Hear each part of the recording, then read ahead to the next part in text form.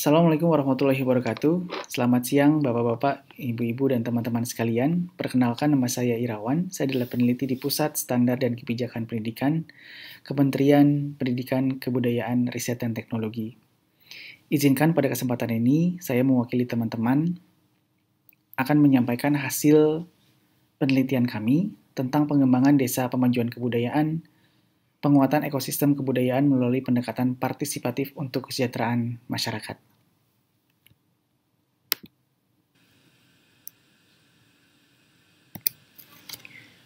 Tania Morelli dalam bukunya The Will to Improve mengatakan bahwa negara kerap menganggap dirinya sebagai wali masyarakat yang paling tahu kebutuhan masyarakat tanpa perlu bertanya kepada mereka secara langsung.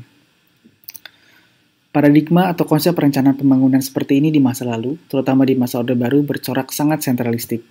Jenis pembangunan ini dianggap gagal karena dilakukan secara satu arah, dari atas ke bawah, di mana di level bawah harus selalu menerima arahan dari level yang lebih tinggi di atasnya. Politik penyeragaman pemerintah desa yang dilakukan oleh Orde Baru dapat menjadi penjelas dan juga menjadi contoh konkret bahwa desa benar-benar ditempatkan sebagai objek pembangunan sesuai keinginan pemerintah yang menafikan keragaman dan kekhasan dari masing-masing desa. Model pembangunan seperti ini yang menihilkan pelibatan masyarakat kerap tidak berhasil karena tidak sesuai dengan keinginan masyarakat. Paradigma ini mulai bergeser ketika pemerintah mengeluarkan Undang-Undang Nomor 6 Tahun 2014 tentang desa. Undang-undang ini mengatur wewenang pemerintah desa untuk mengelola rumah tangganya sendiri. Desa menjadi subjek pembangunan, tidak lagi menjadi objek pembangunan. Kemudian tak lama berselang, pemerintah juga menerbitkan Undang-Undang Nomor 5 Tahun 2017 tentang pemajuan kebudayaan. Undang-undang ini menjadi landasan bagi setiap elemen masyarakat maupun pemerintah dalam upaya melakukan pemajuan kebudayaan di Indonesia.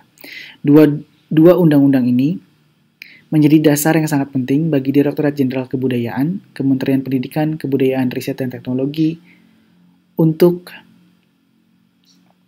menjalankan program pemajuan kebudayaan desa. Program ini merupakan penggalian potensi budaya yang dimiliki desa dari sudut pandang masyarakat atau komunitas desa itu sendiri sebagai pemilik kebudayaannya, dan apa yang akan dilakukan komunitas terhadap budaya yang mereka miliki. Kerja pemajuan kebudayaan desa adalah kerja bersama secara partisipatif seluruh lapisan masyarakat atau ekosistem kebudayaan untuk menumbuhkan kesadaran, pengetahuan, kemauan, kemampuan, dan kepedulian sehingga tercipta kemandirian untuk kesejahteraan masyarakat. Tujuan penelitian ini yang pertama adalah menjelaskan implementasi program pemajuan kebudayaan desa. Yang kedua adalah menjelaskan upaya-upaya pemajuan kebudayaan desa yang tidak dilakukan dalam skema program pemajuan kebudayaan. Kemudian yang ketiga adalah merumuskan kerangka kerja dan peran para pihak yang mampu mendorong terjadinya penguatan ekosistem kebudayaan di desa pemajuan kebudayaan. Penelitian ini menggunakan pendekatan kualitatif. Pengumpulan data dilakukan dengan cara studi literatur, observasi, dan wawancara. Lokasi penelitian di Kabupaten Garut, Kabupaten Cianjur, Kota Yogyakarta, Kabupaten Wonosobo, dan juga Kabupaten Cirebon. Ada beberapa konsep yang dipakai dalam penelitian ini. Yang pertama adalah konsep mengenai desa, yaitu kesatuan wilayah yang dihuni oleh sejumlah keluarga yang mempunyai sistem pemerintahan sendiri, dikepalai oleh seorang kepala desa. Yang kedua adalah konsep partisipasi. Partisipasi ini berarti kelompok atau masyarakat terlibat dalam berbagai bentuk, dalam bentuk saran, pendapat, barang atau materi, keterampilan, tenaga, ataupun jasa. Kelompok ini mengenal masalah mereka sendiri, mengkaji pilihan-pilihan, membuat keputusan, dan memecahkan masalah. Kelompok atau masyarakat ikut terlibat dalam proses identifikasi masalah dan potensi, pemilihan dan pengambilan keputusan tentang alternatif solusi, pelaksanaan, dan upaya menangani masalah, dan ikut dalam proses evaluasinya. Kemudian ada konsep pemberdayaan masyarakat. Konsep pemberdayaan masyarakat atau community empowerment sering ditukar gantikan dengan konsep pembangunan masyarakat atau community development. Keduanya dimaksudkan sebagai upaya pemerintah memfasilitasi masyarakat desa dalam merencanakan, melaksanakan, mengawasi, hingga mengevaluasi dalam pengelolaan sumber daya, potensi budaya yang mereka miliki, yang pada akhirnya menciptakan kemampuan dan kemandirian. Kemudian konsep ekosistem kebudayaan. Ekosistem kebudayaan dalam penelitian ini juga dimaknai sebagai pihak-pihak yang saling berhubungan, yang mendukung upaya-upaya pemajuan kebudayaan di desa. Kita mulai membahas tentang program pemajuan kebudayaan desa. Awalnya program ini bernama Desa Pemajuan Kebudayaan, kemudian diubah menjadi Pemajuan Kebudayaan Desa. Program ini dikembangkan dengan mengedepankan peran partisipatif dari masyarakat, sehingga tercipta pemberdayaan masyarakat yang berbasis kebudayaan. Selain terciptanya pemberdayaan masyarakat desa, program ini juga bertujuan menghasilkan dokumen pemajuan kebudayaan desa atau DPKB. Dalam pelaksanaannya di daerah, Balai Pelestarian Nilai Budaya menjadi pelaksana dan dibantu oleh pendamping, fasilitator, penggerak masyarakat yang akan melakukan pendampingan ke desa. Untuk Kabupaten Garut, BPNB Bandung mengusulkan 10 desa di Kabupaten Garut untuk ikut dalam program. Yang disetujui hanya 7, yaitu Desa Cangkuang di Kecamatan Leles, Desa Ciburui dan Ciela di Kecamatan Bayongbong, Desa Cinunuk di Kecamatan Wanaraja, Desa Cimareme di Kabupaten Banyuresmi, Desa Lebak Agung di Kecamatan Karangpawitan, dan Desa Pasirwaru di Kecamatan Blubur, Limbangan. Di luar 7 desa tersebut, ada banyak desa di Kabupaten Garut yang potensial karena masih tetap mempraktikkan tradisi-tradisi leluhur. Misalnya, Desa Cibenar yang memiliki potensi pencaksilat, dan Desa Pamalayan yang menyimpan naskah-naskah kuno dari abad ke-16 untuk dipelajari. Di desa lain di Kabupaten Garut yang masih kuat mempertahankan ajaran dan warisan leluhurnya adalah masyarakat adat Kampung Pulo yang terletak di Desa Cangkuang. Ada situs cagar budaya Mbah Dalem Arif Muhammad yang kini menjadi salah satu daya tarik wisata. Untuk kasus Kabupaten Cianjur, dalam pelaksanaan program pemajuan kebudayaan desa telah dijalankan sesuai prosedur dan panduan, yaitu dipilihnya perangkat-perangkat penyelenggaraan program seperti daya desa, daya warga, dan lain-lain. Desa Karya Mukti, Kecamatan Campaka, terdapat situs Gunung Padang, yaitu situs peninggalan zaman megalitik. Dalam pelaksanaannya, program pemajuan kebudayaan desa melibatkan pula para mahasiswa Cianjur di Yogyakarta untuk melakukan pendampingan dalam kegiatan temu kenali potensi budaya di Karya Mukti. Upaya pemajuan kebudayaan selama ini banyak dilakukan oleh komunitas atau individu-individu yang peduli. Bahkan dalam penyusunan pokok-pokok kebudayaan daerah atau PPKD yang diamanatkan oleh Undang-Undang Pemajuan Kebudayaan dilakukan oleh komunitas-komunitas secara mandiri, bukan oleh perangkat pemerintah daerah. Untuk Kota Yogyakarta, ini adalah salah satu kota yang tidak menerapkan atau tidak ikut dalam program pemajuan kebudayaan desa, tetapi memiliki strategi sendiri dalam memajukan kebudayaannya. Jadi Provinsi Daerah Istimewa Yogyakarta ini memiliki program desa atau kelurahan budaya yang ditetapkan melalui Pergub nomor 36 tahun 2014 tentang desa atau kelurahan budaya. Kota Yogyakarta bersama dengan kabupaten lainnya di Provinsi DIY melaksanakan Pergub tersebut dengan menetapkan kelurahan atau desa sebagai rintisan kelurahan atau desa kebudayaan sebelum ditetapkan sebagai desa atau kelurahan budaya.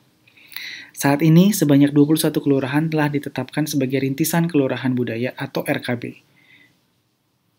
Dan 2 kelurahan, yaitu Terban dan Kericak yang telah ditetapkan sebagai kelurahan budaya atau disingkat menjadi KB. Partisipasi masyarakat didorong oleh pemerintah daerah, meski aspirasinya tak banyak terdengar. Dinas Kebudayaan Kota Yogyakarta memfasilitasi ajang pelestarian budaya tersebut dalam acara Gelar Potensi Kelurahan Budaya. Upaya pelestarian dan pengembangan budaya lokal ini terdiri dari 3 aspek, yaitu aktualisasi potensi kesenian yang dimiliki, pengembangan pada kesenian lokal, dan konservasi sebagai perlindungan pelestarian kesenian lokal. Pemajuan kebudayaan di satuan administratif rendah ini diinisiasi dan didorong sepenuhnya secara legal oleh pemerintah daerah secara otonom. Jadi tidak berdasarkan Undang-Undang Pemajuan Kebudayaan. Untuk kasus Kabupaten Cirebon, terdapat Desa Siti Winangun yang memiliki satu peninggalan budaya yang usianya sudah ratusan tahun, yaitu kerajinan gerabah yang masih mempertahankan metode-metode pembuatan secara tradisional. Selain masih mempertahankan seni pembuatan keramik atau gerabah dengan metode tradisional, masyarakat Desa Siti Winangun juga memiliki sebuah ritual dalam bentuk ajang atau karnaval yang dilaksanakan sebagai wujud rasa syukur terhadap Tuhan Yang Maha Esa. Acara ini rutin dilakukan sebulan sekali. Dalam karnaval ini, semua masyarakat Desa Siti Winangun yang memiliki toko souvenir gerabah mengeluarkan hasil-hasil gerabah mereka di depan rumah-rumah mereka dan toko-tokonya. Tujuannya untuk menjual gerabah kerajinan dengan harga diskon untuk jenis-jenis tertentu. Industri gerabah tradisional ini telah berlangsung ratusan tahun. industri ini sempat mengalami keterpurukan karena perubahan zaman, menuntut adanya ragam motif yang lebih modern. Salah seorang sarjana jurusan seni rupa, lulusan perguruan tinggi ternama di Bandung, mengajarkan mereka cara membuat gerabah secara modern, tanpa menghilangkan sentuhan tradisionalnya.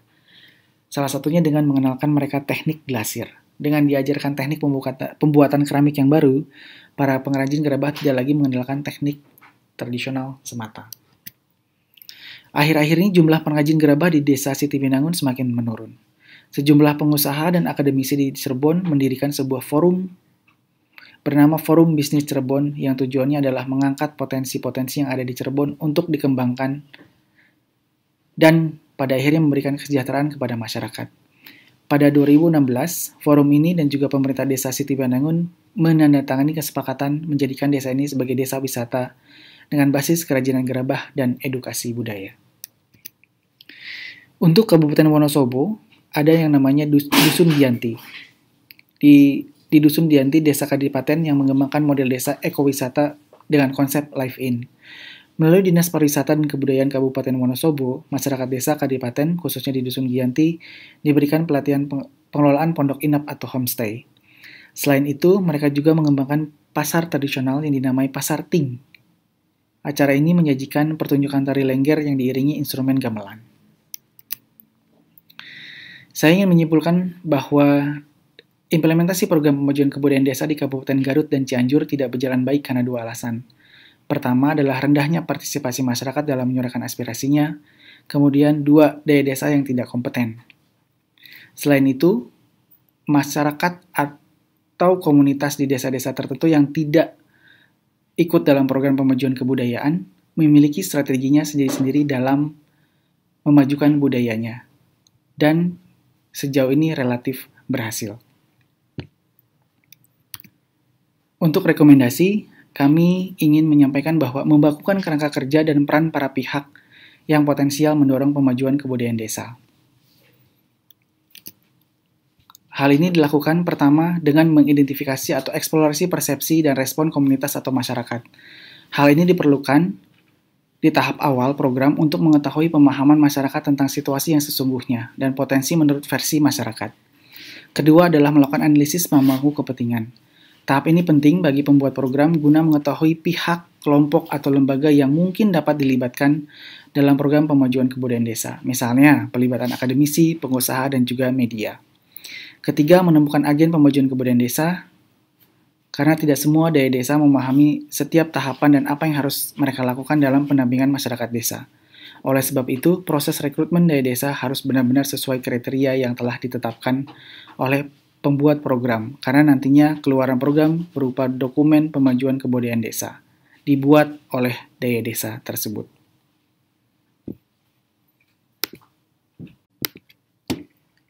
Demikian, terima kasih banyak. Wabil taufiq wal hidayah. Wassalamualaikum warahmatullahi wabarakatuh.